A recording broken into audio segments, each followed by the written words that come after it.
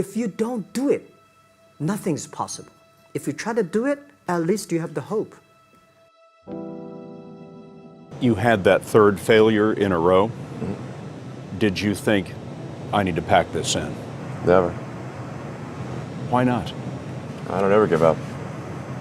I mean, I'd have to be dead or completely incapacitated.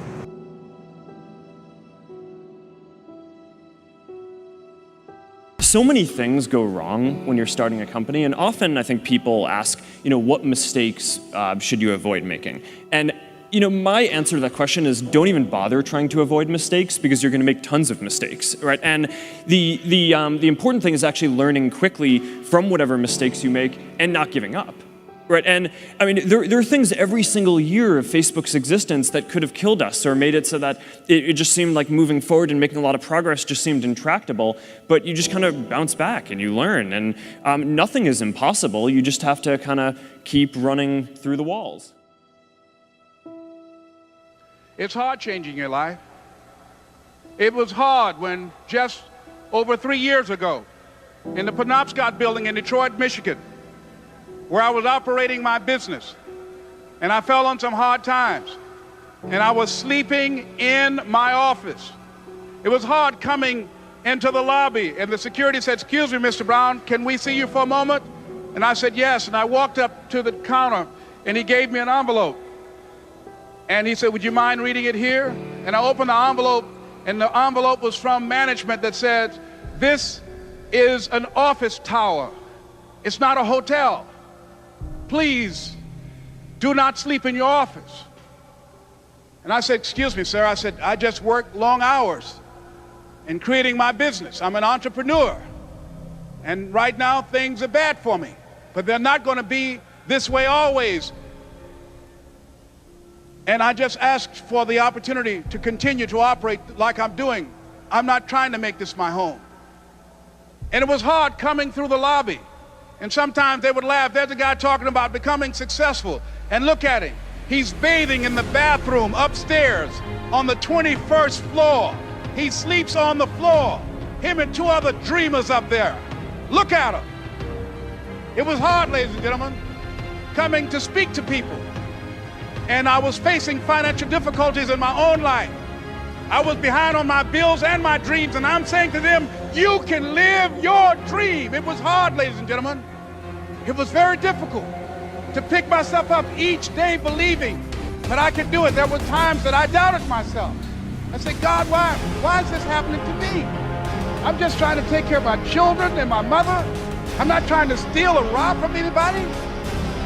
How did this have to happen to me?" It was very hard. And here's what I want to say to you. For those of you that have experienced some hardships, don't give up on your dream.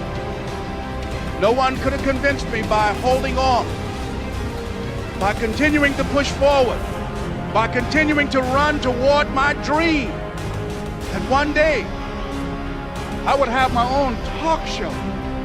It's a long shot, ladies and gentlemen, from Liberty City, an abandoned building on a floor, never knowing my mother or father. It's a long shot.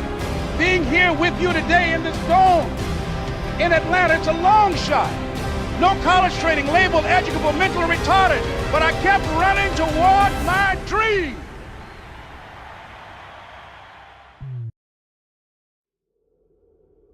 You tried to get into 3 colleges. Each time they rejected you. No, I tried. There's an examination that young people, if you want to go university, you have to take the examinations. So I failed 3 times. Right. But a lot of fail. I failed for funny things that I failed a key primary school test for 2 times. And I failed 3 times for the middle schools. And you will never believe in Hangzhou, my city, there's only 1 middle school that lasts only 1 year. It was changed from primary school to middle school because our graduates of our school, no middle school accept us because we were too bad. What effect did it have, though, being rejected? Well, I think we have to get used to it. We're not that good. Even today, we still have a lot of people reject us. I think when I graduate from universities, and before for 3 years I tried to fill in the universities. So I applied jobs for 30 times, got rejected. I went for a police, they said, no, you're not good. I went to even the KFC. When KFC came to China, come to my city, 24 people went for the job. 23 people were accepted. I was the only one guy. And we went for police. 5 people, 4 of them accepted. I was the only guy that I received it.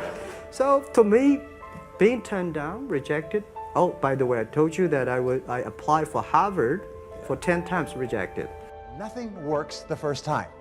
When you try something new, it probably won't work.